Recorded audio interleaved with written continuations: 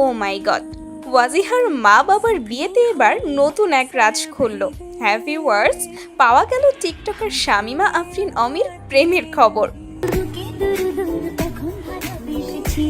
বিয়ে বাড়িতে প্রেম হওয়াটা বাঙালিদের জন্য যেন একটা কমন বিষয়, তাই বলে সেলিব্রিটিদের ক্ষেত্রেও একই ঘটনা ঘটবে, এটা কি মানা যায়? না, মানা যায় না।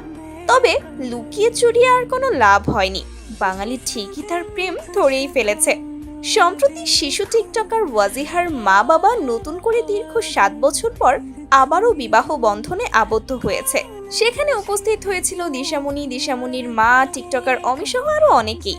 ওয়াজিহার মা বাবার এই বিয়ের ভিডিওগুলোতে দেখা গিয়েছে ওয়াজিহার মা বাবা সহ সকলেই বেশ ভালোই মজা করছে, নাচ গান করছে, উল্লাস করছে।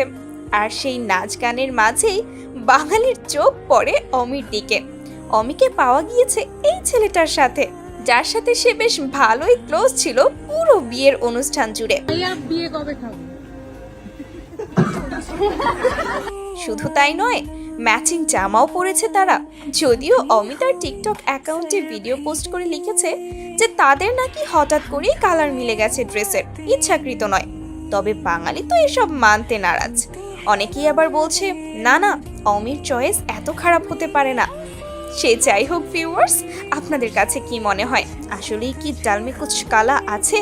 কমেন্ট করতে ভুলবেন না কিন্তু।